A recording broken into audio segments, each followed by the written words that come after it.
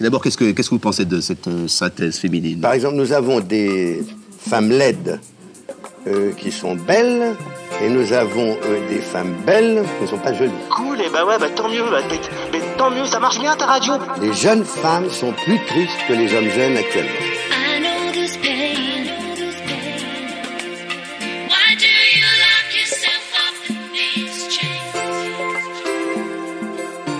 Depuis septembre 2023, Salomé Sperber et Émilie Terrasson ont créé un groupe de parole pour les personnes victimes de violences.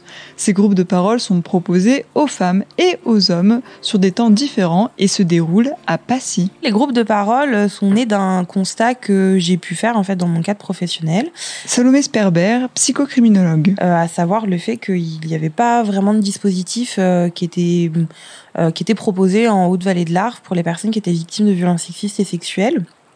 Et donc l'idée c'était de pouvoir pallier un petit peu à ce manque-là, donc de pouvoir proposer quelque chose qui était de l'ordre de l'endroit un petit peu bienveillant où les personnes pouvaient déposer ce qu'elles avaient à déposer. Et puis en fait au détour d'une rencontre professionnelle avec Émilie dans le cadre d'un réseau business sur Chamonix qui s'appelle 4810 Network maintenant.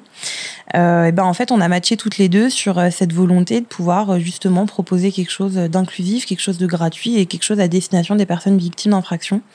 Et donc en fait, le constat de l'absence d'éléments et de dispositifs possibles, plus notre volonté commune de pouvoir proposer quelque chose à destination de ces usagers, usagères et de ce public-là, a fait que du coup, on a décidé de monter toutes les deux cet outil qui est justement le groupe de parole.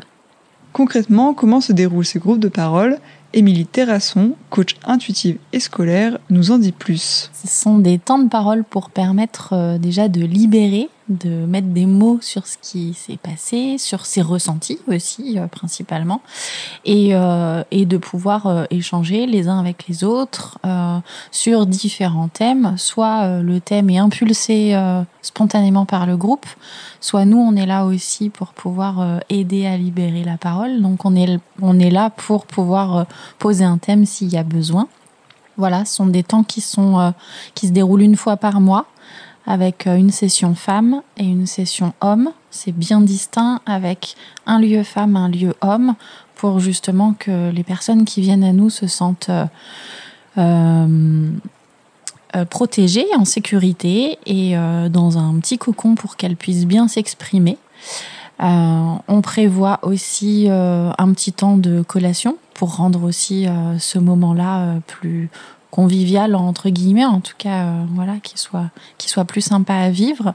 Et c'est pour ça que ces temps de parole, on les met en participation libre pour qu'on puisse financer ces collations-là, puisque nous, on fait ça complètement à titre bénévole, sans aucune étiquette. On n'est pas une association, on n'est aucune structure, on n'appartient à rien du tout, et on a juste envie d'être la première graine qui va être posée sur le parcours de ces personnes, et derrière qu'on puisse les aider à trouver le bon professionnel, la bonne association en fonction de leurs problématiques et de ce qu'elles traversent.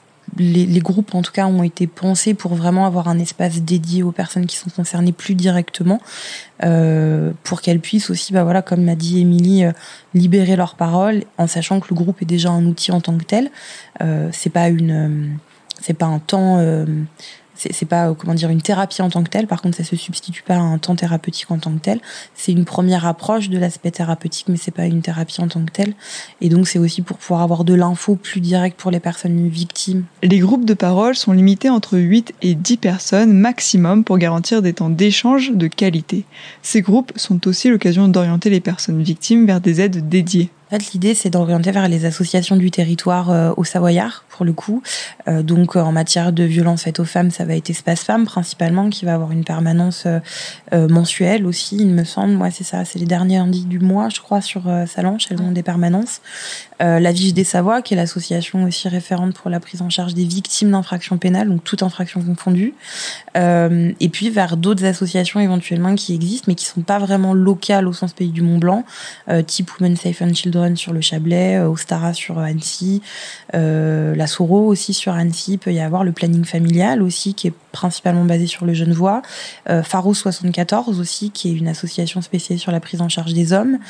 Qu'est-ce qu'on a d'autre comme asso? Il y a La Mêlée, qui est une asso aussi Passerande, je sais pas comment on dit, de Passy, qui est plutôt une association un petit peu plus militante, mais qui peut proposer aussi éventuellement une prise en charge, enfin pas des prises en charge, mais en tout cas des activités relatives. On est un territoire rural quand même, la Haute-Savoie, donc c'est pas comme les agglomérations ou les territoires urbains où on a un petit peu plus d'associations.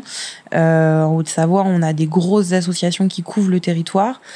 Et il n'y a pas forcément effectivement de couverture à 100%, si je puis dire, sur la haute vallée de l'Arve et notamment la vallée de Chamonix. Donc c'est aussi pour ça qu'on a choisi Passy justement comme lieu. C'est un peu central quand même, c'est un peu le centre de la vallée, que ce soit au niveau de l'accessibilité pour la vallée de Cham, mais que ce soit aussi éventuellement pour ceux qui habitent à Maglan, à Megève ou au Contamine. L'idée c'était vraiment d'avoir quelque chose au niveau local pour après justement faire diffuser aussi, orienter vers les assos qui peuvent faire les primo-interventions. Les prochains groupes de parole ont lieu le 28 novembre pour les hommes et le 30 novembre à 19h30 pour les femmes. Pour s'inscrire, il faut contacter le mail groupevssmontblanc@gmail.com. Vous venez d'écouter une partie de notre émission du 25 novembre dédiée à la lutte contre les violences faites aux femmes. Vous pouvez écouter le reste de l'émission sur notre site globule.chamonix.radio.